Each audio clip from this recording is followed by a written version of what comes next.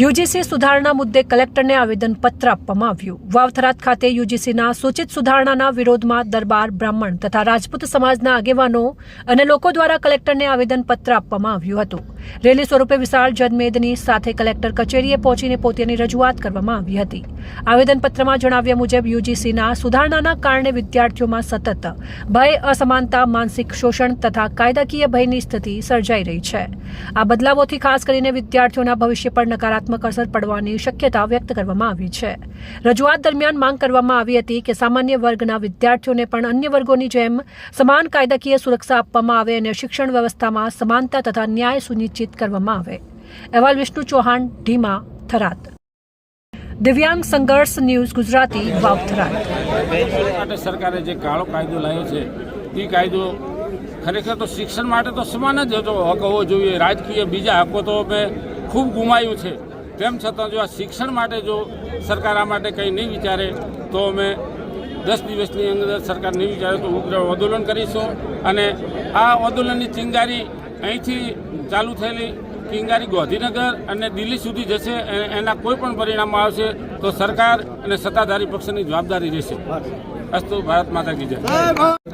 નમસ્કાર।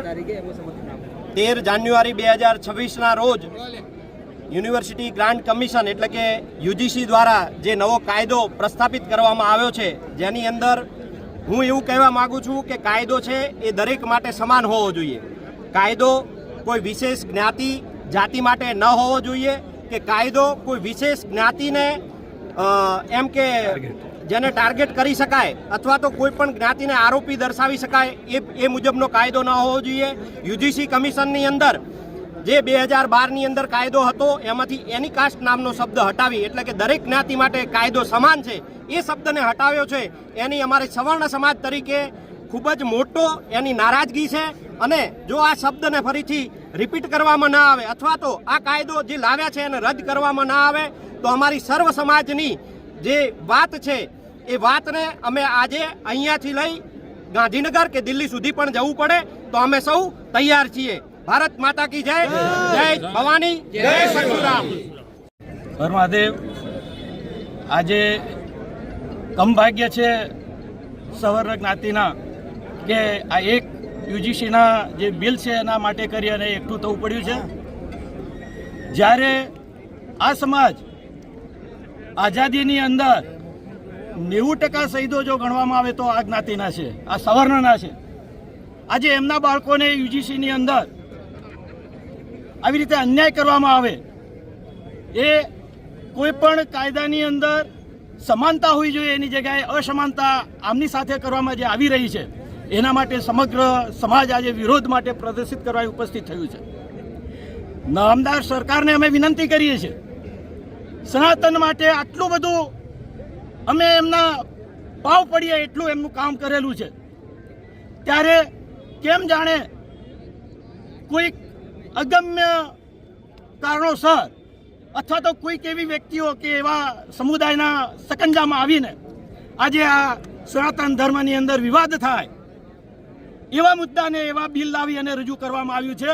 આ સરકારે જાગવા જેવું ને ચેતવા જેવું અને આવા બિલ જે લાવવાવાળા છે એમને અંદરથી શોધી કાઢવા જેવું છે, નહીંતર આ વર્ગ વિગ્રહ બહુ મોટા પાયે થશે।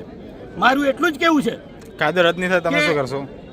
કે આ જો બિલ જે પાસ કર્યું છે જો રદ કરવામાં નહીં આવે તો મોટા પાયે જન આંદોલન કરવામાં આવશે। 10 દિવસ પછી અહીંથી જ આ જગ્યા ઉપરથી આનું મહાઆંદોલન શરૂઆત કરવામાં આવશે અને આ આંદોલનના ફળ એ ક્યાં સુધી જશે એ હવે હું કહેતો નથી। માટે નમ્ર વિનંતી છે નામદાર સરકારની કે આટલા વર્ષો સુધી અમે જન્મ્યા ત્યાંથી આજ સુધી અત્યારે રૂલિંગ પાર્ટીની અમે સેવા કરી છે, પાર્ટીમાં રહ્યા છીએ અને કાર્યકર તરીકે રહ્યા છીએ, પણ જ્યારે આવા બિલ આવે ને આવા જ્યારે એને ન અટકાય તો અમને દુઃખ થાય છે।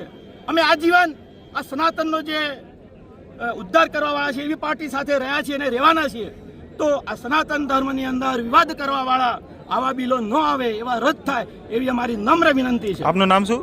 ડૉક્ટર બિપિન ત્રિવેદી।